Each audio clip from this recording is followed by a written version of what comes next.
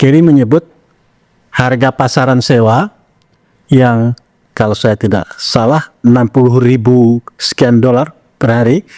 Sementara dia sewakan kapalnya milik Kerry ini harganya 37.000 dolar. Ini penjelasan seperti apa? Ini kan kalau publik sepintas melihat di mana kerugian negara orang lebih murah? Lebih murah dari harga internasional. Kalaupun kapal-kapal yang bagus-bagus ini orang bawa ke luar negeri untuk spot itu lebih mahal. Tapi karena faktanya memang harganya lebih murah ya dari harga pasar. kalau dilihat statistiknya, kita bisa bandingkan di tahun 2023, ya harga internasionalnya ada standarnya harga internasional. Kemudian harga time charter dia kelihatan itu di bawah. Nah, saya juga sebagai bukti itu di bawah. Jadi di mana kerugian negaranya? Pertamina untung. Dan pada saat PT PIS dipimpin oleh Yoki, itu beratus-ratus kali lipat kenaikan keuntungan dari PT PIS. Kan dia melakukan reformasi besar-besaran. Perbaikan tata kelola di PT PIS. Ini kasihan, Yoki juga orang bagi saya, anaknya sangat pintar, sangat kreatif. Kok dikriminalisasi? Itu kan perusahaan strategis negara. Untuk menentukan direktur Pertamina itu presiden ikut di dalamnya, ya, menteri STM ikut di dalamnya. Nah, jadi semua itu mulai dari hulu sampai ke hilir itu pemerintah. Nah, sementara Kerry ini kan swasta, ya, Kerry ini swasta. Katakan ada Reza Khalid, katakanlah misalnya di Dokan, apa iya bisa nekan-nekan gitu? Ya, hebat kali dia. Anda tengah menyaksikan Just Talks, Justice Talk Show. Saluran perbincangan seputar isu keadilan politik, hukum, ekonomi, kesehatan, pendidikan, dan budaya. Persembahan dari kanal Jurnal Politik TV. Media merdeka, mencerahkan bangsa.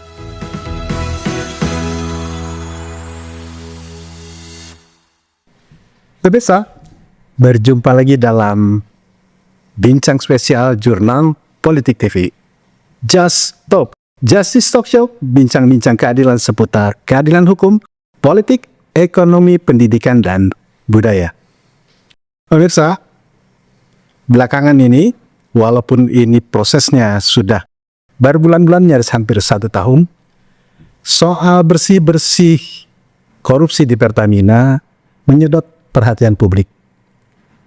Diawali dari soal kehebohan yang menurut versi narasi Kejaksaan Agung ini dimulai dari soal oplos-mengoplos urusan BBM. Kemudian sampai sekarang berkembang ada 9 yang didakwa terlibat tindak pidana korupsi. Kita akan coba menggali karena publik melihat ada sejumlah dalam tanda kutip keanehan, kejanggalan. Justru soal oplos-mengoplosnya kemudian sekarang hilang, tapi bergeser ke kasus-kasus yang lain. Namun tetap ini menjadi kasus yang menarik. Kita sengaja menjumpai seorang praktisi hukum dengan Prof. Dr. Hamdan Zulfa yang mengetahui betul soal kasus di Pertamina. Bang Hamdan, terima kasih ya sudah bersedia bergabung di Jurnal Politik TV. Dan seperti biasa, kita juga ditemani oleh narasumber tetap kita, Dr. MS Kaban, seorang pengamat kebijakan politik. Terima kasih, Bang Kaban, masih setia. Kita ingin langsung ke Bang Hamdan dulu nih. Bang Hamdan, publik mengamati ini sepertinya ada yang bergeserin di soal bersih-bersih di Pertamina ini. Sebenarnya duduk perkara seperti apa sih, Bang Hamdan? Jadi gini, saya melihat potret yang lebih besar dulu. Apa yang terjadi dengan penegakan hukum kita. Kalau dalam dunia politik, ada yang disebut dengan populisme politik. Atau politik populis. politik populis itu adalah politik yang ya pokoknya yang apa bagaimana pandangan rakyat mempengaruhi opini publik sehingga bagaimana rakyat memberikan memberikan dukungan. Jadi itu populisme politik. Sekarang berkembang ke arah populisme hukum. Hukum itu suatu norma yang memang harus tegakkan demi keadilan dan dengan menghormati due process of law. Tapi oleh karena ada populisme hukum, due process of law sering dikesampingkan. Ingin terjadi. Saya ambil contoh dalam kasus Pertamina. Demi populisme penegakan hukum, diumumkan ke media ada kerugian negara hampir 1 kuadron rupiah. Bayangin tuh. Itu berapa kamar tuh? Nggak bisa lagi itu kamar tuh. 1 kuadron rupiah, 900 sekian miliar. Triliun. Nah, setelah itu ada oplosan. Nah, gara-gara itu semua pom bensin Pertamina nggak mau dikunjungi orang. Akhirnya Yang tahun oplosan. takut oplosan. Ini rusak ini negara. Nah, akhirnya orang pergi ke pom bensin yang lain. Nah, akhirnya pemerintah kelabakan.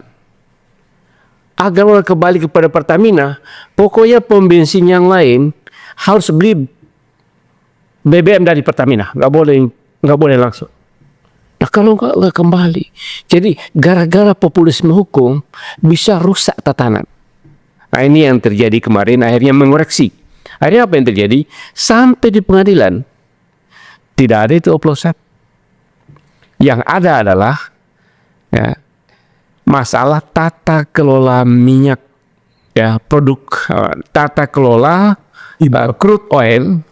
Ya, termasuk import, termasuk ekspor crude oil dan produk kilang. Jadi soal oplosannya hilang. Nah, jadi katanya begitu bersemangat untuk populisme penegakan hukum, jadi salah. Nah, jadi sekarang ini karena itu di Pertamina kan ada holding, ada subholding. Di holding itu ada yang namanya KPI. KPI itu ada hulu. Jadi produk kilang itu. Urusan kilang ya. Urusan kilang. Kemudian ada namanya PPN, itu niaga. Dulu patokan niaga itu PPN tuh, ya. Itu niaga. Kemudian ada urusan pengangkutan yang namanya PIS. PT PIS, jadi subholding. Nah, Pertamina International Shipping ya. betul, Pertamina International Shipping. Nah, yang didakwakan setelah proses penyidikan adalah tata kelola minyak mentah atau crude oil dan produk kilang.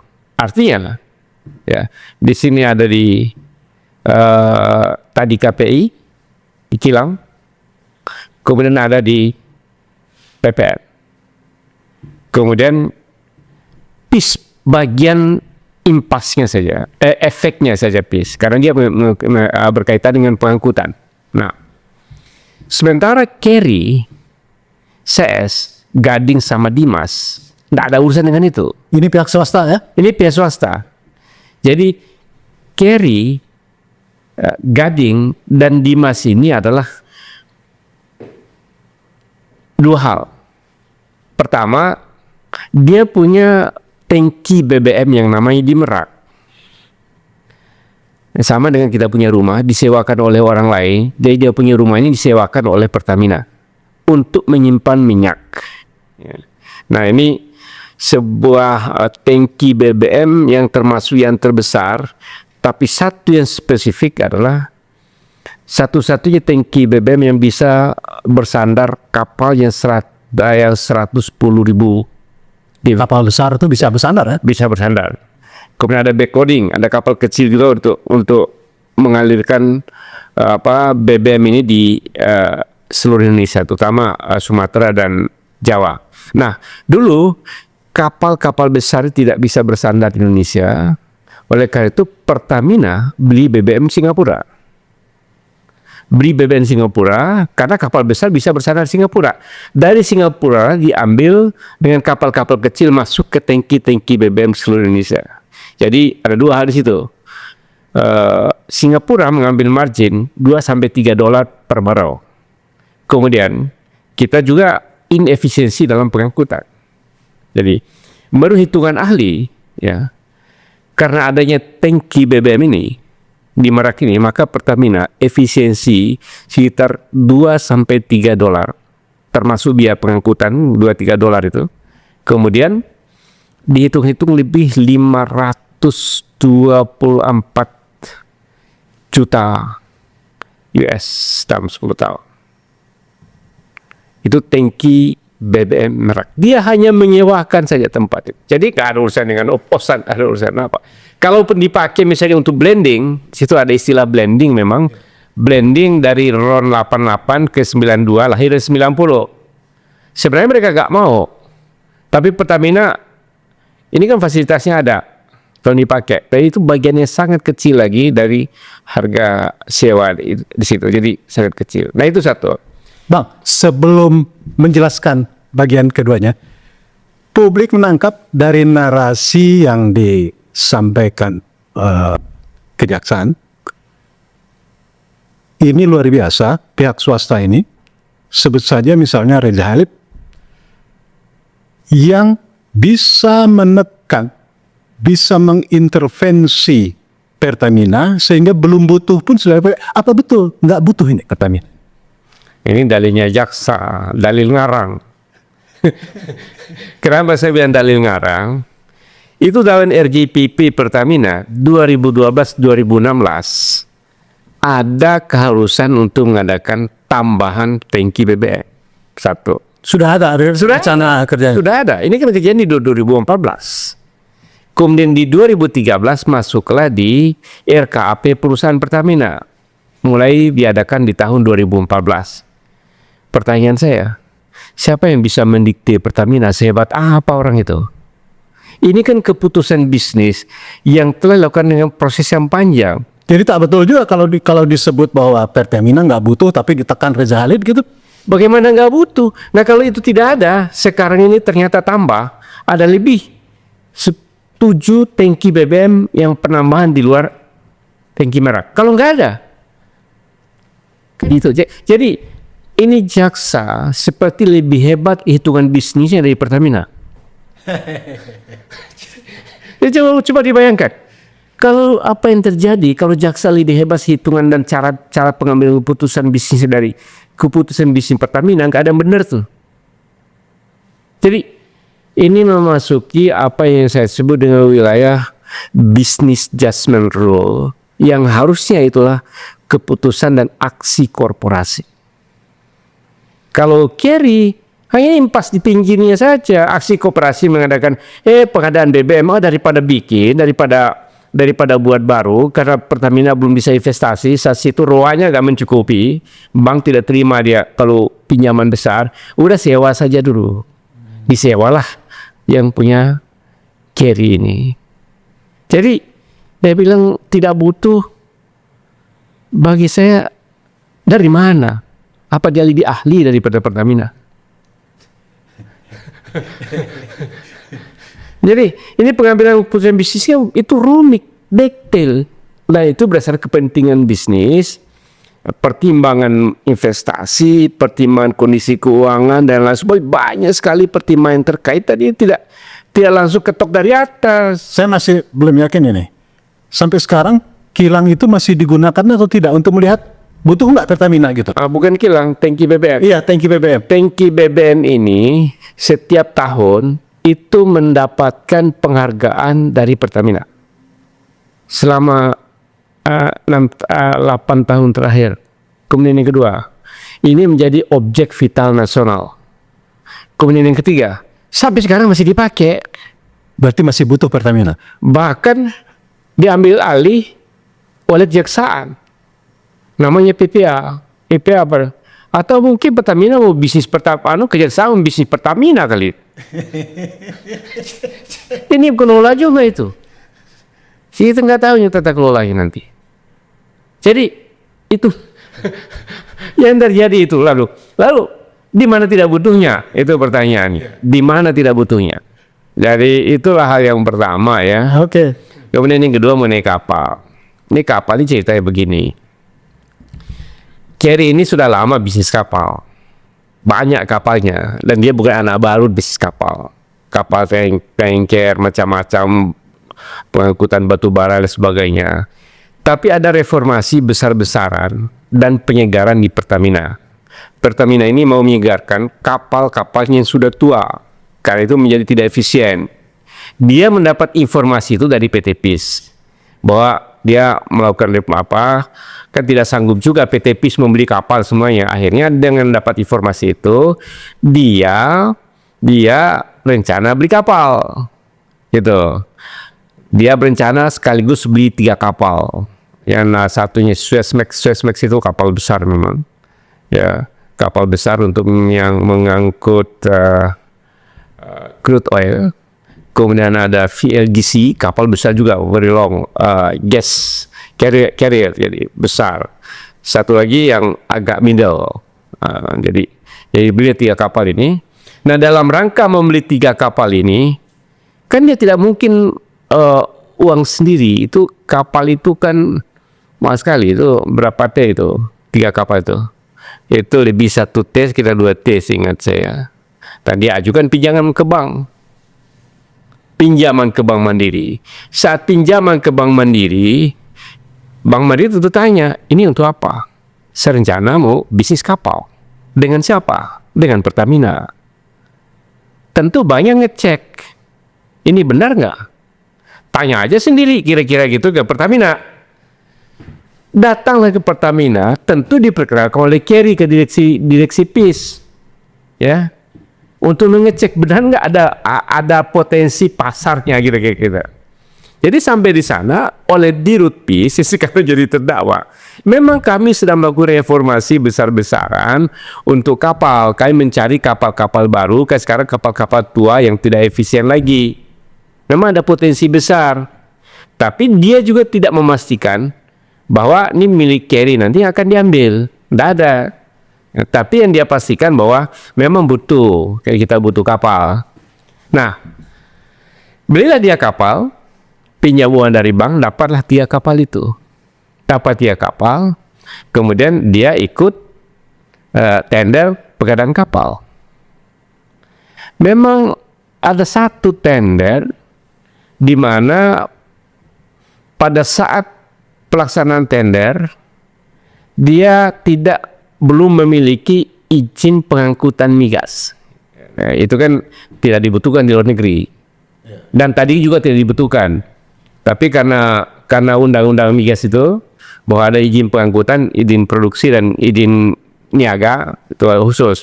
Jadi, oleh Pertamina, memang ada ketentuan itu, tapi dia bilang direlaksasi. Ada dalam dokumen lelang, ini relaksasi.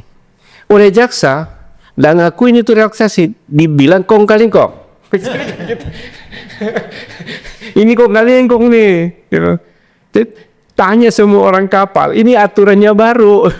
Aturannya baru karena memang aturan baru itu dikasih relaksasi, tidak usah ada. Tapi pada saat digunakan, harus itu ada. Izin harus ada. Ya adalah semuanya. Gak ada yang gak ada.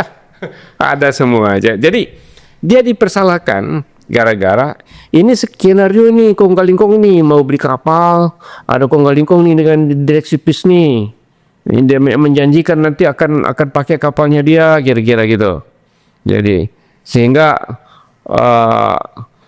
dengan sedemikian rupa dia mendapatkan pinjaman dari bank, kemudian beli kapal, kemudian karena sudah ada orang dalam sudah kong kali kong dengan PIS, kemudian dia dapat proyek. Walaupun ada tata tender yang tidak rigid. Nah, untuk diketahui di Pertamina itu ada sekitar 800 tender dalam setahun. 800 tender.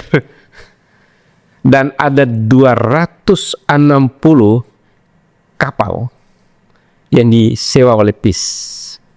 Di luar dia punya kapal sendiri. Jadi ini bukan urusan yang luar biasa. Jadi tender itu hanya 2 hari. Jadi tidak, saya tanya di fishing balik kemana? Cari kapal memang kayak cari taksi atau charter bis. Susah nyarinya. Orang bayar lari ke luar negeri lebih tinggi harganya. Itu bukan mudah gitu. Karena itu sering sekali mereka cari kapal itu tidak gampang. Jadi pertanyaannya, di mana sih kong kali gongnya? Di mana niat jahat? Jadi itu saya bilang, di mana mensreanya kalau kasus seperti ini? Sama dengan tadi tangki BBM, di mana mensreanya? Sampai terakhir, yang terakhir, ini belum bagi dividen, masih rugi terus ini. Gimana mau yang Pertamina efisien, dapat bagus, bahkan kapal-kapal time charter disewa oleh PT PIS Pertamina ke PT JMN yang miliknya Carry itu rata-rata di atas harga internasional, di bawah harga internasional.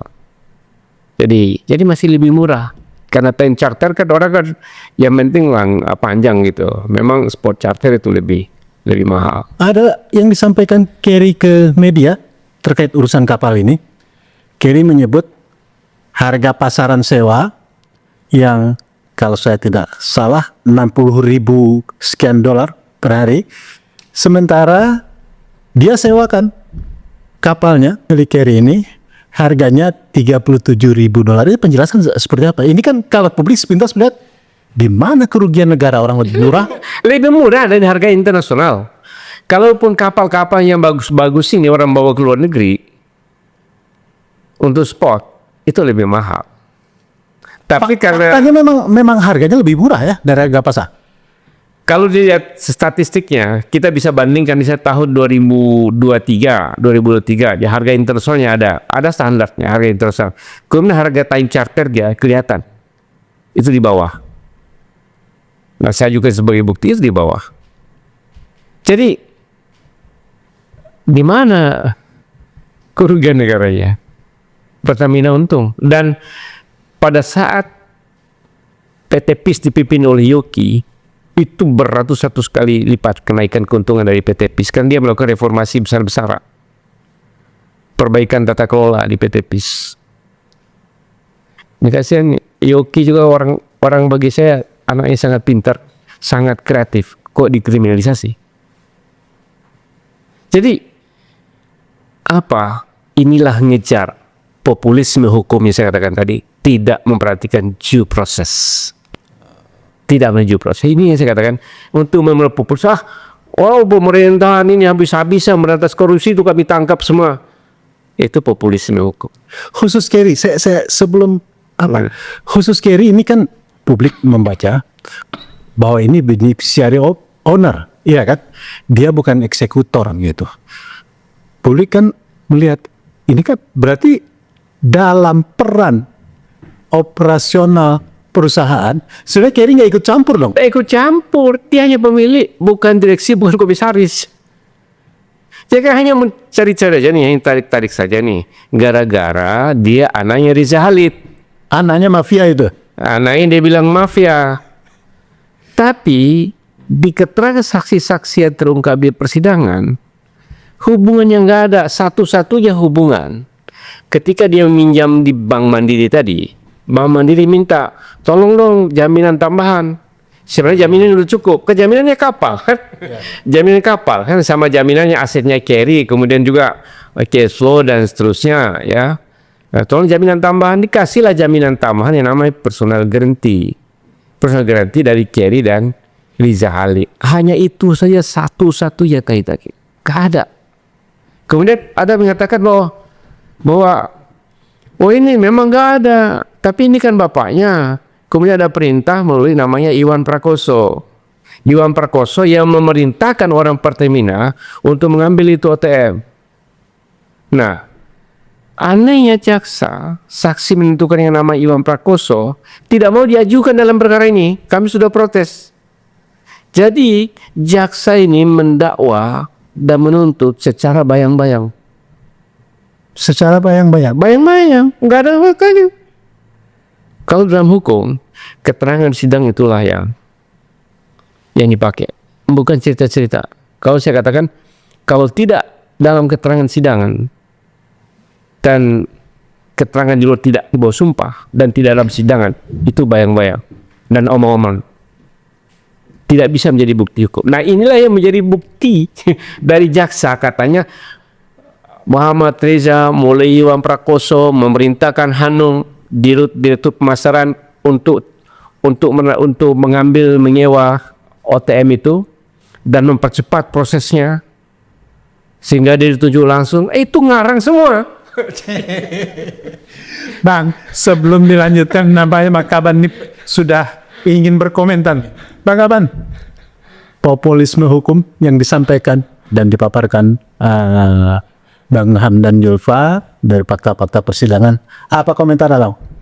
ya terima kasih nih Bang Hamdan Zulfa ini yang kita ikutin anunya ya, bagaimana peran untuk melakukan pelurusan sebuah proses penegakan hukum. Jadi saya memang melihat kasus kita sebutlah kasus Kerry ini yang berhubungan dengan ikhtiar untuk memberantas korupsi yang ditugaskan, yang dibebankan pada Kejaksaan Agung. Jadi saya dari awal yang saya ikutin, itu yang menarik perhatian saya itu kasus cerita oplos, blending gitu. Jadi itu yang saya lihat, wah ini asik nih gini. Nah, ini jaksa ini oke nih gitu. Jadi kalau kata orang Medan, Kejaksaan Agung ini paten ini untuk memberantas kerugian negara gitu kan. Karena masalah kualitas ya kan. Nah kan itu bagaimana dampaknya terhadap penerimaan, gitulah kira-kira. Tapi setelah saya ikutin, kok isu ya berita awal tentang oplos yang begitu heboh itu kok hilang, nggak terdengar. Nah di situ saya merasa bahwa kayaknya ada sesuatu nih, gitu. Ada pergeseran.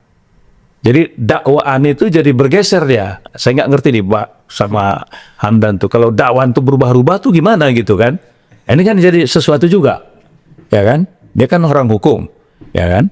Nah jadi saya menarik perhatian saya itu masalah oplos itu karena itu heboh, ya. Dan itu bagaimana perusahaan-perusahaan pemasok minyak atau katakanlah beberapa pom bensin tabung SPBU yang pakai bendera-bendera negara lain itu, mereka dengan kualitas yang lebih bagus, kemudian sedemikian rupa, lalu dibandingkan dengan oplos ini heboh gitu. Nah, tapi kenapa tiba-tiba ini jadi hilang? Gitu. Ini jadi hilang. Nah, lalu kemudian kita ikutin perkembangan nih yang seakan-akan kemudian kejaksaan ini mungkin tidak ada lagi yang berhubungan dengan oplos tadi, dipaksakan. Ya, gini. Jadi saya melihat seperti ada sebuah perubahan, ya. Ada sebuah perubahan di dalam kalangan kejaksaan ini yang kasus oplosnya ini tidak diteruskan, tapi ya karena ada Kerry ini berhubungan dengan Reza Khalid, bapaknya, gitu kan. Jadi dipaksalah Kerry ini harus salah. Menurut saya setuju dengan istilah Hamdan tadi, mesti ada proses yang benar gitu. Jadi bukan persoalan popularitas, ya, bukan persoalan popularitas. Semua orang senang pemberantasan korupsi itu, kita suka gitu kan. Tapi kalau prosesnya nggak betul dan kemudian sasarannya nggak tepat, kemudian argumentasi landasan-landasannya tidak kuat, ya artinya pemberantasan itu menjadi sia-sia. Jadi ada orang yang mau dikorbankan. Pertanyaannya, masa Kerry sebagai orang yang muda, anak muda, dan beberapa yang lain-lain ya mau dikorbankan, lalu target untuk pemberantasan korupsinya tercapai atau tidak? Nah, itu satu. Kedua, ketika kita bicara tentang kerugian negara, ini kan, ketika bicara tentang kerugian negara, ya saya pakai standar yang biasa saja. Kerugian negara itu kan harus ada hubungannya dengan masalah apakah penerimaan negara atau apakah ada pengeluaran negara yang tidak memenuhi prosedur. Kan ini kalau kita cerita itu. Nah, kemudian siapa yang mengaudit kerugian negara itu? Dalam konteks Pertamina ini, siapa yang mengaudit? Ya, saya nggak tahu apakah ada BPK terlibat mengaudit semua yang berhubungan kerugian-kerugian negara itu. Sehingga muncul tuduhan. Kenapa? Karena Pertamina ini kan perusahaan strategis. Ini kan Pertamina perusahaan strategis. Dan kita sangat hafal lah, ya, ketika saya di DPR Komisi 9, ya, itu cerita tentang objek vital nasional itu kan semua kebijakan itu pemerintah, negara. Langsung di bawah pengawasan dan dikontrol ya. Itu kan perusahaan strategis negara. Untuk menentukan direktur Pertamina itu presiden ikut di dalamnya, ya, menteri SDM ikut di dalamnya. Nah, jadi semua itu mulai dari hulu sampai ke hilir itu pemerintah. Nah, sementara Carry ini kan swasta, ya, Carry ini swasta. Katakan ada Reza Khalid, katakanlah misalnya gitu kan, apa iya bisa nekan-nekan gitu? Ya, hebat kali dia, kan gitu kan. Nah, Sebagai pedagang dia meyakinkan konsumen kan sah-sah saja. bisa aku dekat dengan Syahnur kan biasa itu gitu kan. Tapi dalam konteks ini sistem, ya, ini sistem yang berhubungan tadi bercerita tentang kerugian negara, perlu diungkapkan itu tadi. Apakah yang disampaikan oleh Hamdan cerita tentang bagaimana sewa menyewa? Lah, jadi kan cerita sewa menyewa. Apakah sewa menyewa kilang? Apakah sewa menyewa kapal? Nah, di situ kan ada negosiasi, ada bargaining. Nah, siapa yang bernegosiasi? Kan tetap aja Pertamina atau anak-anak perusahaan Pertamina. Menurut Abang, politik penegakan hukum di Pertamina yang ditempuh pemerintah ini serius apa enggak sih? Kalau menurut dari paparan yang disampaikan Bang Hamdan Zulfa ini kan, ini ngambang banget Bang Hamdan menyebutkan Iya. ini bayang-bayang aja nih. Kan gini, kalau misalnya dari semua saksi-saksi yang didatangkan, ya kan, ternyata tidak menyentuh persoalan itu, loh, kita sebagai orang awam melihat ini ecek-ecek. Ini ecek-ecek. Masa kejaksaan itu kok sampai 40 sekian orang yang dipanggil jadi saksi, lalu dalam kesaksiannya tidak ada yang memberatkan. Ini kan semua tanda tanya besar gitu. Nah, di sinilah barangkali saya katakan, apakah Carry ini mau dikorbankan padahal dia anak muda, ya. Nah, kalau tadi cerita misalnya harga di pasar internasional sekian, lalu menggunakan apa yang mereka miliki, kemudian mereka ada semacam diskon lah begitu. Berarti Carry bukan merugikan negara, malah menguntungkan negara dong. Analisis politik hukumnya, apa memang ada tanda-tanda bahwa pihak swasta dalam hal ini Carry ini mau dikorbankan? Dok, kalau melihat, ya, apa namanya, proses yang disampaikan tadi dan kita ikutin di media, ya, kelihatannya Carry ini mau dijadikan tumbal. Wah, menurut saya ini nggak fair. Ini nggak fair gitu. Gimana kalau Ini menarik tadi, kenapa berubah?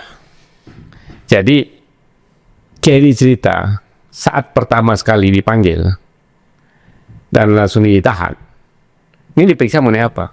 Periksa mengenai oplosan 2018-2023. diperiksanya soal oplosan? Soal oplosan. Soal oplosan. Nah, ini terbukti ketika dakwaan bukan 2018-2023. Tapi ditarik ke 2013. Ketika Carry berencana mau beli, mau take over tangki BBM di Merak.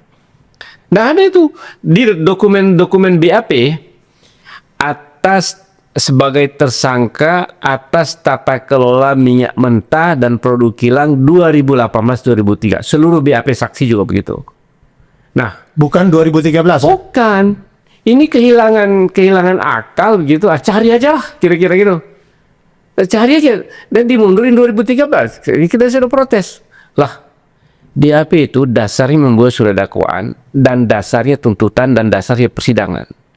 Nah, kalau dasarnya rusaklah semuanya. Nah, itu terjadi. Dasar nggak boleh berubah ya. Dasar nggak boleh disimpangin. Kalau dasar rumah disimpangin, dibangun di tengah dasarnya, kemudian tembok dibangun sebelah kanan, kan rusak itu rumah. Begitulah BAP. Begitu cerita BAP dengan dakwaan. Nah, itu yang terjadi. Nah, sama dengan BPK. Ini BPK ini orang-orang pintar sebenarnya, jago-jago. Tapi cara menghitung kayak bodoh kali itu.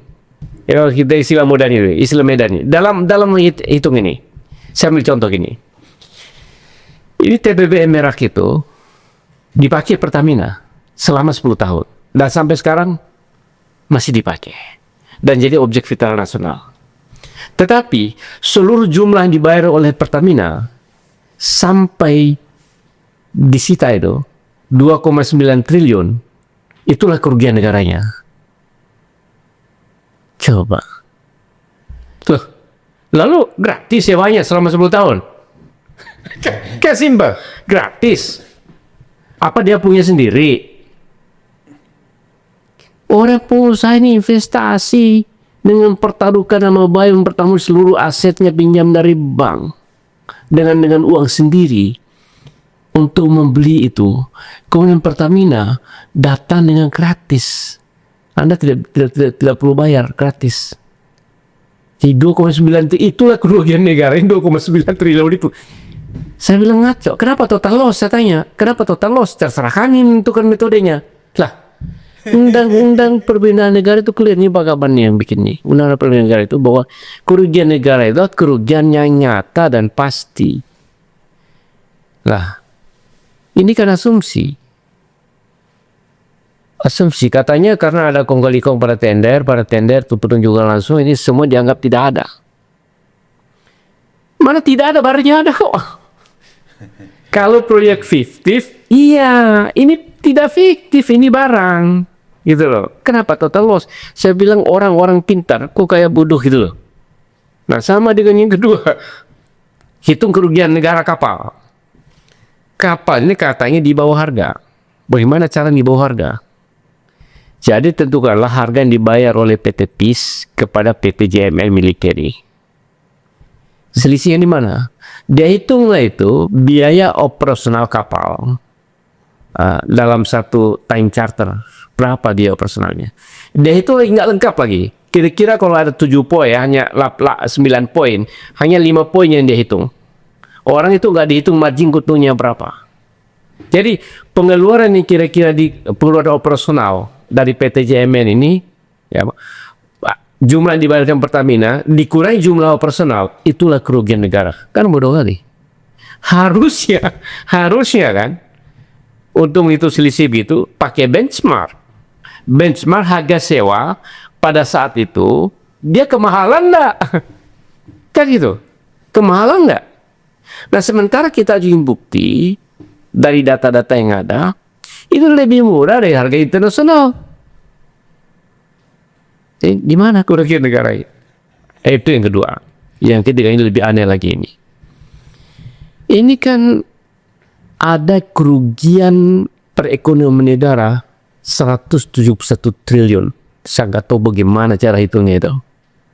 Kemudian dari 171 triliun itu, Kerry disuruh bayar uang pengganti 13 triliun.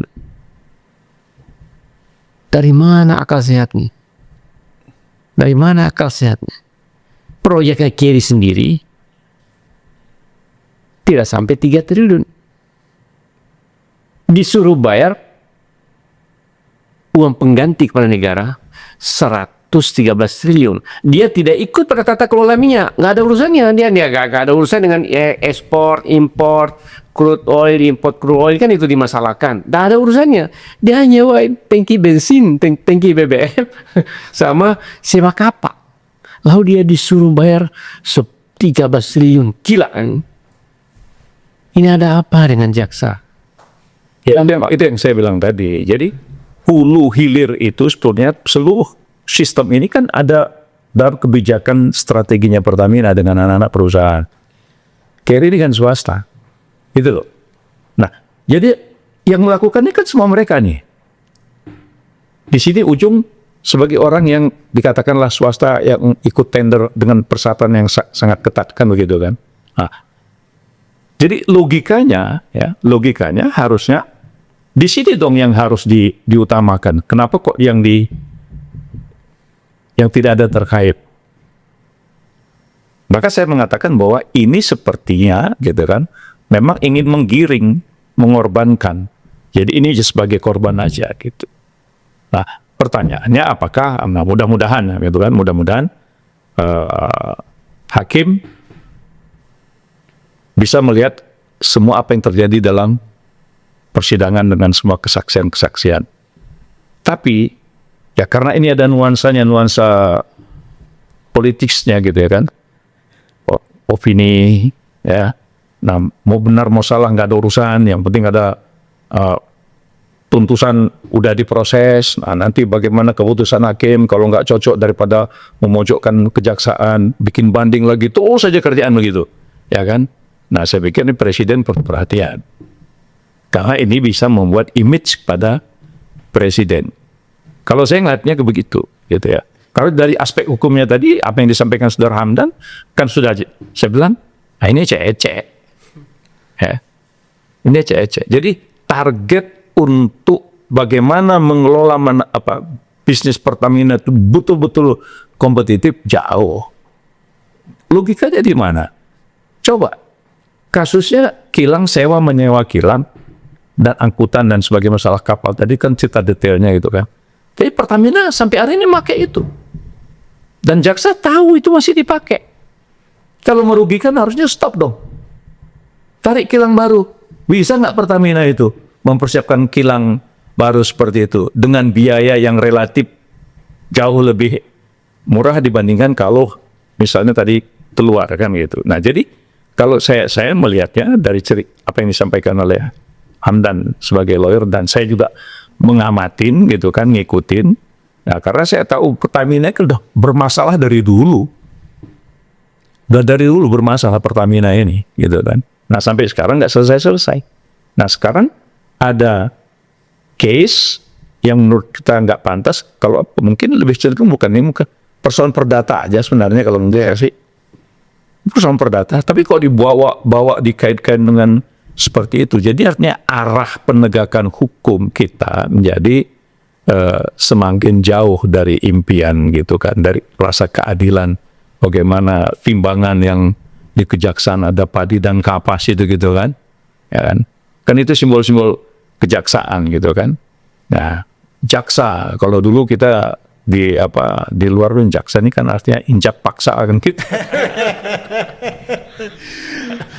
Jadi kita kembali penjelasan Saudara Hamdan saya kira sudah bagi publik harus, tapi saya melihat bahwa hakim harus melihat dengan jernih ya, dan kemudian presiden pun ya, kalau Tom Lembong bisa jadi ada perhatian ya kan, kemudian siapa Sekjen PDI ada perhatian, ini generasi muda ya, ini untuk Indonesia pribumi, kalau saya pribuminya ya, pribumi Indonesia berbisnis mereka, nah lalu dikorbankan seperti sekarang, menurut saya nggak fair gitu. Dan ini Bang, dan sekalian juga publik bisa belajar ini, Bang Gaban, mumpung kita ketemu ahli hukum nih, ya kan? Jadi saya sambung dulu sementara. Jadi kalau saya sama berharap hakim punya kejernihan hati. Dolim kalau orang milih hukum, dosa kita, dolim. Saya bisa diuji dimanapun di para kalangan akademis, dimanapun di kampus boleh diuji ini benar nggak ini dakwah atau enggak. Boleh diuji dimanapun. Saya yakin siapapun orang ahli hukum bidara kami nyatakan pasti digeleng-geleng kepala, kok bisa gitu. Kayak saya bilang dolim kalau hati hukum. Ini yang ingin saya tanyakan, sekalian kita belajar Bang Gaban ke ahli hukum ini. Jangankan ini para pejabat penegak hukum, jaksa agung, hakim dan lain sebagainya. Anak-anak semester awal belajar hukum itu ada asas onus testis, nullus testis. Satu saksi bukanlah saksi. Kan gitu. Nah, abang kan mengungkapkan juga di media sudah ada sekian puluh saksi tapi tak ditemukan. Kan mestinya nalarnya ini hakim tidak bisa memutus sesuai keinginan jaksa dong. Karena kan tak ditemukan itu tadi. Bisa begitu nggak jalan berpikirnya? Atau Ya, jadi sebenarnya di suasana pengadilan secara teori dan filosofi, jaksa itu bukan semata-mata dalam proses persidangan harus menuntut orang masuk penjara. Begitu juga hakim, begitu juga pengacara. Pengacara tidak selalu harus membela ini orang tidak bersalah padahal tidak bersalah. Tidak begitu. Proses itu adalah dialog mencari kebenaran. Jaksa kalau menemukan tidak ada bukti dan itu kebenarannya, dia harus menuntut bebas. Itu biasa zaman dulu. Jaksa menuntut bebas, ternyata di sidang menuntut bebas, itu biasa. Karena tiga-tiganya semua mencari kebenaran. Saya akan menyatakan bahwa Anda pasti akan dihukum. Anda korupsi. Saya akan katakan. Karena kita mencari kebenaran di situ. Bukan membela membabi buta. Jaksa juga saya berharap jangan menuntut membabi buta. Kalau tidak menemukan alat bukti yang cukup, bebaskan. Itu lebih elegan. Zaman dulu biasa bagi jaksa begitu. Sekarang saya nggak temukan lagi. Jaksa itu kayak robot. Harus menuntut. Kalau tidak dituntut, kalau tidak dihukum, dia diberikan sanksi. Itu nggak benar. Secara teori nggak benar. Filosofi sidang pengadilan itu mencari kebenaran kok. Kenapa sih buka untuk umum? Kenapa rakyat harus nonton? Kenapa harus lihat? Karena rakyat bisa menilai ini kebenaran. Tapi karena populisme hukum tadi, dengan diincar dengan rakyat senang, orang banyak koruptor dihukum. Titik akhirnya kan yang memutus hakim, Muhammad. Hakim, itu tadi harapan saya hakim bisa lebih jernih melihat ini. Hakim, saya ingatkan kita itu kalau menjatuhkan perkara, kalau dolim tidak sesuai dengan kebenaran. Hadis itu ada hadis Rasulullah itu. Siapa hakim itu 3 nasibnya. 2 masuk neraka, 1 masuk surga. Ini bagi orang beragama Islam yang percaya ya. Siapa yang masuk neraka? Yang masuk neraka itu dia memutuskan perkara, tapi sesungguhnya dia tidak tahu perkara itu. Dia bodoh. Dia tidak mempelajari berkas atau mata. Dia bodoh. Masuk neraka dia. Kemudian yang kedua, dia hafal betul, dia tahu perkara ini, dia tahu mana yang benar dan mana yang salah mengenai perkara ini, dia tahu tentang kebenaran dan perkara ini, tapi dia tidak putuskan dengan kebenaran itu, maka dia juga masuk neraka. Dia menyampingkan kebenaran karena mungkin tidak suka. Yang masuk surga satu-satunya, dia tahu kebenaran dan dia diputuskan kebenaran. Saya berharap hakimnya seperti itu. Baik, Bang Hamdan, Bang Kaban. Saya kira perlu juga kita memberikan catatan-catatan. Apa catatan akhir Bang Hamdan dari sesi diskusi kita ini? Saya lama baru praktek beracara pidana dan saya kali ini sengaja tahu mau melihat bagaimana praktek peradilan pidana kita di bawah. Dan saya baca berkas dari awal, memang saya yakin ini bukan perkara pidana. Rupanya apa yang terjadi? Begitulah suasananya. Walaupun kebenaran sudah terungkap, jaksanya tetap tutup mata, harus menuntut setinggi-tingginya agar rakyat tepuk tangan. Populisme hukumnya sangat berbahaya. Maka apa catatan akhir Anda? Iya, saya melihat bahwa jika kita di dalam menegakkan hukum yang filosofinya adalah kebenaran dan keadilan, dan tapi kemudian mengingkari semua proses standar kriteria kebenaran dan keadilan itu, dan kemudian hukuman dijatuhkan dengan dipaksakan, maka sebenarnya kita sedang membangun kehancuran hukum itu sendiri. Jadi saya pikir ya, mudah-mudahan jangan anggap remeh, jangan bermain-main dengan sekecil apapun kesalahan dalam menegakkan hukum dan kebenaran. Karena sekecil apapun kejahatan itu dilakukan, itu akan memporak-porandakan dan menghancurkan hukum itu sendiri.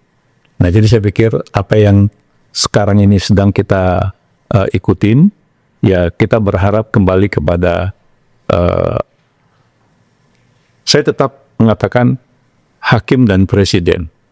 Nah, karena ketika presiden mengatakan ingin membasmi korupsi sampai ke Antartika, nah mari kita lihat bagaimana penegakan hukum di antara sesama kita. Oke.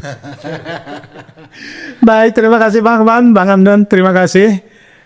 Pemirsa, tetap suarakan keadilan hanya di kanal Just Talk, Justice Talk Show dari Jurnal Politik TV, media merdeka mencerahkan bangsa. Billahi taufiq wal hidayah. Wassalamualaikum warahmatullahi wabarakatuh. Merdeka. Allahu Akbar. Ustaz, Allahu Akbar. Nah.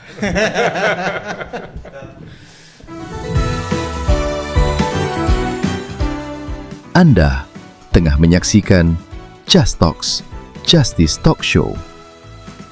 Saluran perbincangan seputar isu keadilan politik, hukum, ekonomi, kesehatan, pendidikan, dan budaya. Persembahan dari kanal Jurnal Politik TV. Media merdeka mencerahkan bangsa.